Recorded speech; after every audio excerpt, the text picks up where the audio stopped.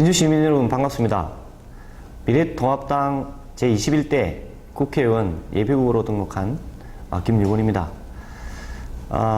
저는 지난 지방선거에서 경남도지사 후보로 나와서 김경수, 김태호 후보와 함께 경쟁을 했었습니다. 이제 다시 2년이 지나서 21대 국회의원 선거에 도전하게 됩니다.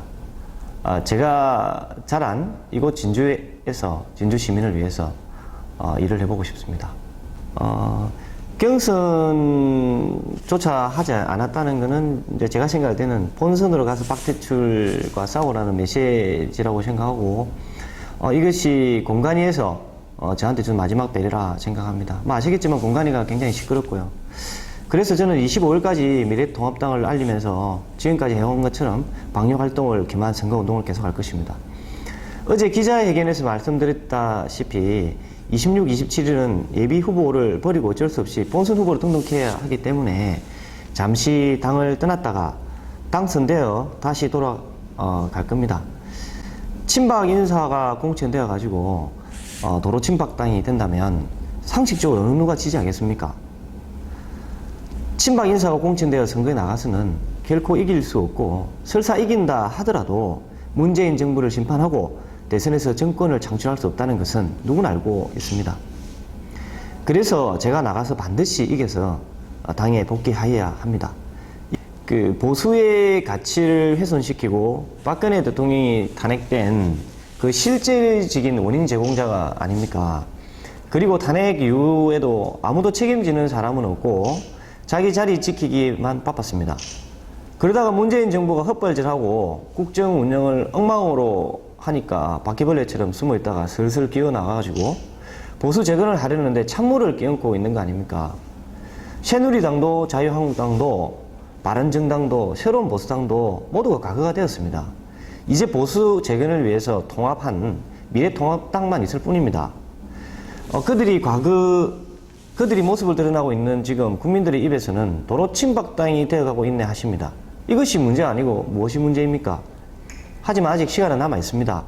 국민들께 그리고 보수에게 사죄하고 지금이라도 물러나는 게 보수를 살리고 나라를 살리는 길이다. 저는 이렇게 생각합니다. 보수의 가치는 제가 생각할 때는 한마디로 지키는 겁니다. 그리고 지켜야 되는 대상은 바로 국민입니다. 그러나 세월호 사건으로 촉발된 촛불 시위로 연이어 터진 국정 논란으로 박근혜 대통령이 탄핵되지 않습니까? 국민들은 정부가 국민의 생명을 지키지 못한다 라고 생각하고 분노했습니다. 그 분노가 보수로까지 번진 겁니다. 결국 박근혜 플러스 친박은 보수라는 프레임 만들어졌죠. 물론 보수가 다 그런 것은 아닙니다.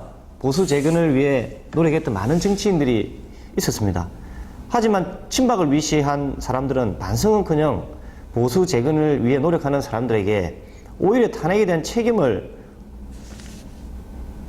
미루는 그런 추태를 벌인 것입니다. 그런 인식이 지금까지 고착화되어 보수라는 단어가 변질된 것입니다.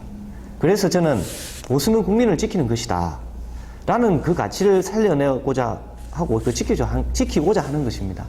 이것이 개혁 보수와 인맥상통한 것이고 어쩌면 보수 그 자체의 의미일 수 있습니다. 2월 25일쯤에 아마 진주시청 브리핑룸에서 이게 코로나19 사태가 너무 지금 지역 사회도 확산되고 있고 그러니까 우리 그 후보들이 좀 나서서 집에서 사무실에 앉아 옹기종기 모여가지고 문자 보내고 그런 거 하지 말고 이게 방역을 하면은 선거운동에 또 도움이 되고 실제로 우리 코로나19 사태를 예방하는데 큰 도움이 되지 않겠나. 아침 인사, 저녁 인사를 제외하고 거의 방역 활동을 하고 있습니다.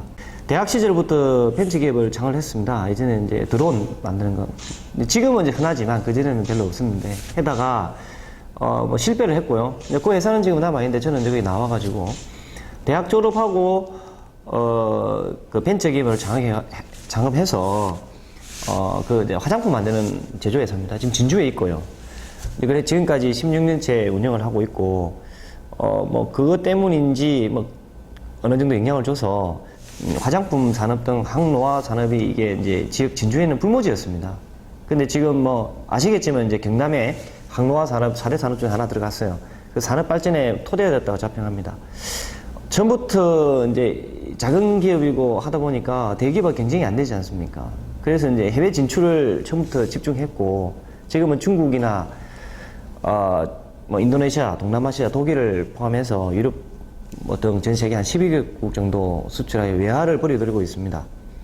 정치를 하기 전에 벤처 기업가에 있으니까 기업가로 할 수 있는 최선의 노력을 다한 게 아닌가 생각합니다. 뭐 봉사활동 같은 거, 뭐 그런 거는 그냥 생략할게요. 그건 뭐 많이 하시니까. 그러니까 이제 국민들이 항상 생각하는 게 그 여의도 가면 없애야 될 게 하나 있다고 그럽니다. 국회만 없으면 나라가 잘 될 것 같다고 우스갯소리로 얘기하는데, 그 정도로 근본적으로 정치에 대한 불신이 많습니다. 국회의원은 3선, 4선, 5선, 6선, 뭐 7선 뭐 이렇게 합니다. 그러니까 시대가 변해도 정치가 그 변화를 따라가지 못하고 맨날 뒷북만 치는 거 아니겠습니까? 국회의원 3선 제한 법률을 제일 먼저 제정을 할 것입니다. 지자체장들은 3선이 마지막으로 끝납니다. 뭐 시장이나 도지사나. 그래서 이거 근본적으로 체질을 바꿔야 된다고 생각합니다. 그래야 정치가 바뀌고, 정치가 바뀌어야 국민이 산다고 봅니다. 우리 지역 혹은 또 소상공인들을 위한 부분에 대해서 좀 말씀을 드리면은, 뭐 지역 경제를 살려야 한다고 말씀 많이 하시고, 한 달 가까이 방역 활동을 하면서 전통시장, 소상공인 만나보면 모두 힘들다고 욕밖에 안 하시거든요. 코로나19 사태로 소상공인이 다 죽게 생겼다고 합니다. 이번 지나간 1월부터 다가올 6월까지 장사한 매출을 대상으로 7월 25일 날 부가세 신고도 하고 납부를 합니다. 그래서 이들 영세업자들에 한해서 부가세 면세를 해주는, 한시적으로 해주는 그런 법을 추진할 계획이고, 그리고 뭐 아울러서 52시간 근로 제한 뭐 이런 것 때문에 실제 소득 자체가 하락하고 있습니다. 추가 근무를 더 못하니까. 그리고 이제 갓 1, 2년 창업한 벤처기업들은 사실 뭐 저도 그랬지만 잠 안 자고 일하는데 그것도 불법입니다, 지금은. 그래서 이런 거는 좀 한시적으로 풀어줘야 우리 또 청년 창업도 많이 하고 그렇게 되지 않을까, 그렇게 생각합니다. 이건 제가 도지사 선거할 때도 이제 공약을 냈던 건데, 그 당시 어린이 전문병원 이제 설립에 대해서 제가 이제 공약을 내었고요. 그래서 이게 이제 어린이는 어른과는 좀 달라요. 같은 사람이지만 그 치료 방법도 다르고 투입되는 의사 뭐 수나 달라요. 근데 이제 서울대병원이 어린이 전문병원으로 뭐 가장 유명한데 1년에 연간 한 적자가 100억 정도는 안 됩니다. 그래서 대학병원에서 어린이 전문병원을 하는 걸 반대를 많이 한대요. 적자가 나니까. 이건 이제 우리 국민들이나 시민들의 여론이 있어야만이 가능하고, 그래서 제가 국회의원이 된다면 반드시 이것부터 하겠다. 뭐 애 많이 낳으라고 하면서 돈 30만 원 주는 것도 중요한데 좀 낳은 애나 똑바로 키울 수 있게끔 해줘야 된다 생각하고요. 그 다음에 저번에도 제가 기자회견 때 발표했는데, 이건 이제 코로나 때문에 우리가 이제 사스, 메르스, 코로나, 이게 다 같은 이제 코로나 변종들인데 겪었지 않습니까? 그래서 이제 소 잃고라도 외양간을 고치려니까 마스크, 손소독제, 비축급 제정해가지고 정부가 뭐 그게 경험상 3달치라든지 뭐 몇 달치 가지고 있다가 뭐 그런 상황이 생기면 그때 풀면 돼요. 뭐 공짜로 안 줘도 됩니다. 돈 주고 사면 되죠. 우리가 뭐 1,500원씩 500원이든. 그래서 예산이 전혀 필요 없는 거고요. 이건 그렇게 하면 돼요. 그 다음에 세 번째는 코로나19처럼 세계적으로 유행을 할 전염병이 생긴다는 게 있으면 그 정치인들이 막 감나라 배나라 나서지 마시고 그 전문가들 물어봐가지고 그 진원지가 있을 거 아닙니까? 그래서 그거를 입국하는 사람들의 입국을 한시적으로 제한하는 그 아예 법률을 만들 거예요. 그래야 이걸 뭐 정치로 논란이 아니니까. 첫 번째는 젊다는 것입니다. 그래서 더 열심히 더 오래 일할 수 있고요. 국회의원은 국민을 위해 뛰어다니며 일할 수 있는 사람을 뽑는 거 아닙니까? 그럼 잘 뛰어다니는 사람을 뽑는 것이 최우선 아닙니까? 그리고 저는 대학을 갓 졸업하고 벤처기업을 창업해서 아주 큰 기업은 아니지만 그래도 강소기업으로 만들어낸 경험을 가지고 있습니다. 경제가 너무 힘들다고 합니다.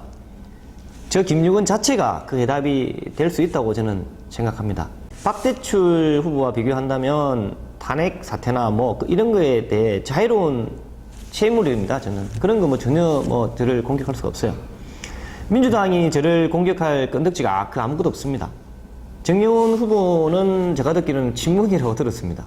제가 듣긴 들었습니다. 제가 경제 파탄 내고 조국 내로남불 또 중국 우한 입국 제한을 안 해가지고 코로나가 이렇게 확 번졌는데 그 코로나19 확산 책임에 대해서 정용훈 후보가 자유로울 수 있습니까?